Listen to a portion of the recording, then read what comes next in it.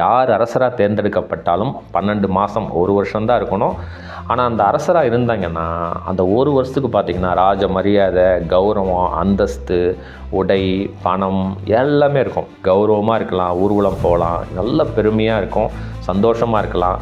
அந்த 1 வருஷத்துக்கு அப்புறம் அவங்கள கொண்டு போய் பக்கத்தில் ஒரு தீவு இருக்குது, அந்த தீவில் கொண்டு போய் விட்டுருவாங்க. அந்த மாதிரி டைமில் அங்கே இருந்த அரசர்கள் எல்லாமே வருத்தப்படுவாங்க, வேதனைப்படுவாங்க, துக்கப்படுவாங்க, அழுவாங்க. இதுதான் அங்கே நடைமுறை. 12 மாதம் நீ ராஜாவாக இருக்கலாம், உனக்கு எல்லா மரியாதை, கௌரவம், அந்தஸ்து, உணவு எல்லாமே அரண்மனையை நீ பயன்படுத்தலாம் அப்படின்னு சொல்கிறாங்க. நான் ராஜாவாகிறேன்னு சொல்கிறான். அடுத்த நாளே அவனுக்கு ராஜாவாக அவனை அரசபையில் உட்கார வைக்கிறாங்க. மந்திரிகளுக்கெல்லாம் ஒரே ஆச்சரியம்.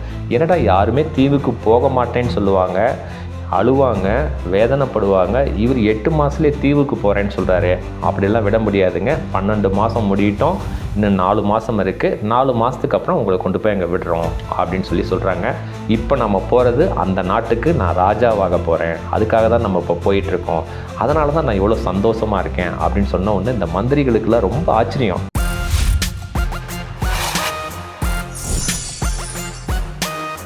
அன்பு வணக்கம். ஒரு அற்புதமான கதையை பார்க்கலாங்க. அதாவது நம்ம வாழ்க்கையில் பார்த்திங்கன்னா 2 விதமான மனிதர்கள் இருப்பாங்க. அதாவது கேரக்டர்ஸ் அப்படின்னு சொல்லலாம்.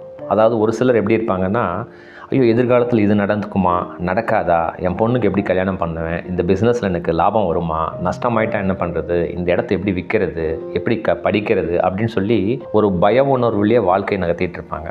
இது ஒரு சிலமான கேரக்டர்ஸ். ஒரு நபர்கள்லாம் எப்படி இருப்பாங்கன்னா, இன்றைக்கி நான் சந்தோஷமாக இருந்தால் போதும், நான் காலையில் எந்திரிச்சாதான் நிஜம் அப்படின்னு சொல்லிட்டு இன்றைக்கி நான் சந்தோஷமாக இருக்கணும் அப்படிங்கிற வாழ்க்கை கட்டத்தில் ஒரு சிலர் இருப்பாங்க. அதாவது ஒரு சிலர் கவலைப்பட்டுக்கிட்டு இருப்பாங்க, ஒரு சிலர் கவலைப்படாமல் இருப்பாங்க. இந்த மாதிரி 2 கேட்டகரி ஆஃப் பீப்புள்ஸ் தான் நம்மளை சுற்றி இருக்காங்கங்கிறது தான் ஒரு உண்மைத்தன்மை. நம்மளும் இதுக்குள்ளே தான் வருவோம். ஓகேங்களா? இந்த ஒரு கதையில் என்ன சொல்கிறேன்னாங்க, நம்ம வாழ்க்கையில் நம்மளோட எதிர்காலத்தை பற்றிய ஒரு புரிதல் தன்மை இந்த கன்க்ளூஷன் பார்ட்டில் உங்களுக்கு புரியுங்கிற நம்பிக்கை தன்மையில் செயல்படுத்தியிருக்கேன். இந்த கதை உங்கள் எதிர்காலத்தை பற்றிய ஒரு மாற்றம், ஒரு சிந்தனை, ஒரு நிம்மதியை கொடுக்கும் அப்படின்னு செயல்படுத்தியிருக்கேன். இதை நீங்கள் செயல்படுத்தினா உங்களோட எதிர்காலம் ரொம்ப சூப்பராக இருக்கும் அப்படின்னு சொல்லி கதைக்குள்ளே போகலாங்க. ஒரு நாடு, அந்த நாட்டில் பார்த்திங்கன்னா அரசராக இருக்கக்கூடியவங்களுக்கு ஒரு சட்டம் கொண்டு வராங்க. 1 வருஷம்தான் அரசராக இருக்கணும். யார் அரசராக தேர்ந்தெடுக்கப்பட்டாலும் 12 மாதம் 1 வருஷம்தான் இருக்கணும். அந்த 1 வருஷத்துக்கு அப்புறம் அவங்கள கொண்டு போய் பக்கத்தில் ஒரு தீவு இருக்குது, அந்த தீவில் கொண்டு போய் விட்டுருவாங்க. அதனால் அந்த அரசவைக்கு யாருமே வரமாட்டாங்க. வேறு வழியே இல்லை, சரி 1 வருஷம் நம்ம சந்தோஷமாக இருக்கலாம் அப்படிங்கிறவங்க அந்த நாட்டுக்கு அரசராக இருப்பாங்க. ஆனால் அந்த அரசராக இருந்தாங்கன்னா அந்த 1 வருஷத்துக்கு பார்த்திங்கன்னா ராஜ மரியாதை, கௌரவம், அந்தஸ்து, உடை, பணம் எல்லாமே இருக்கும். கௌரவமாக இருக்கலாம், ஊர்வலம் போகலாம், நல்ல பெருமையாக இருக்கும், சந்தோஷமாக இருக்கலாம்.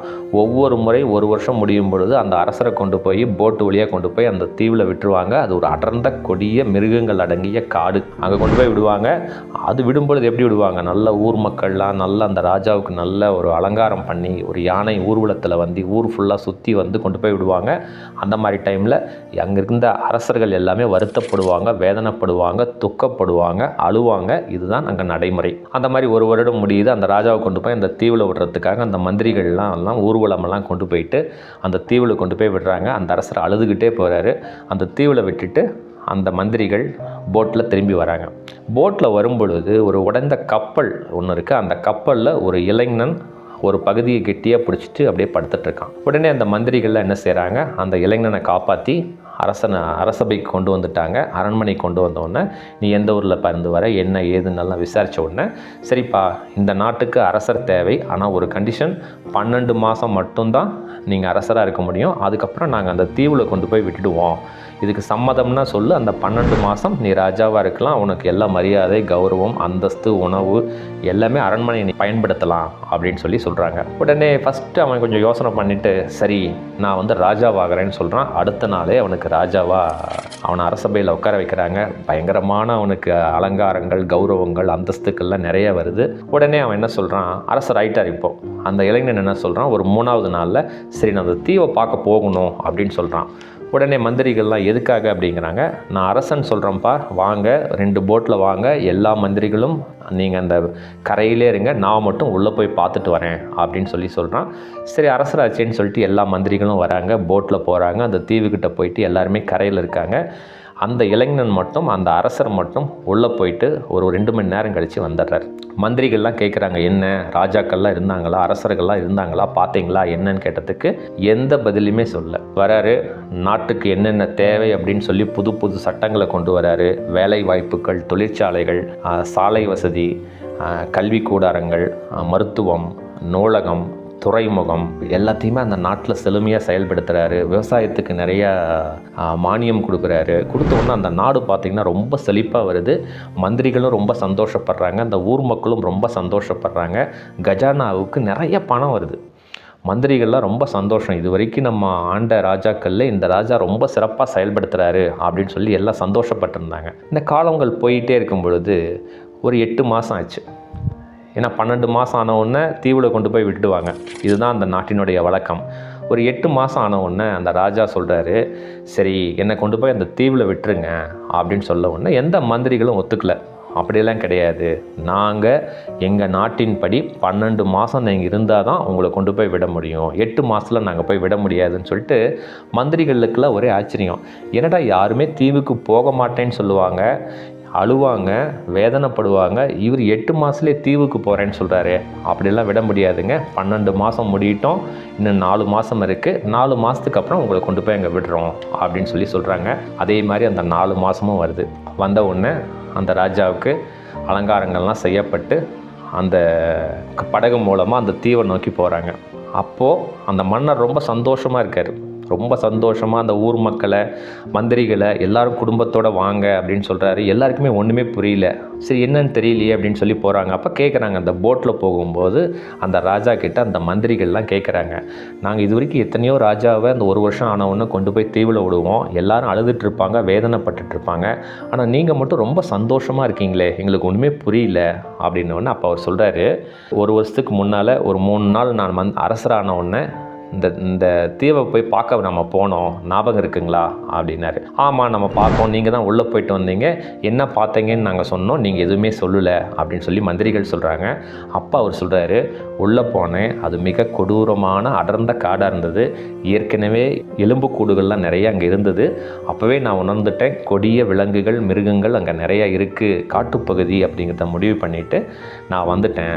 அதுக்கப்புறமா ஒரு 300 பேரை தயார்படுத்தி இருக்கிற விலங்கினங்கள், உயிரினங்கள் எல்லாத்தையுமே பக்கத்து தீவுக்கு எல்லாத்தையுமே கொண்டு போயிட்டு அங்கே சாலை வசதி, துறைமுக வசதி, பேருந்து வசதி, மருத்துவ வசதி, விடுதிகள், பூங்கா, கல்விக்கூடங்கள் எல்லாமே நான் இங்கே இப்போ அமைச்சிட்டேன்.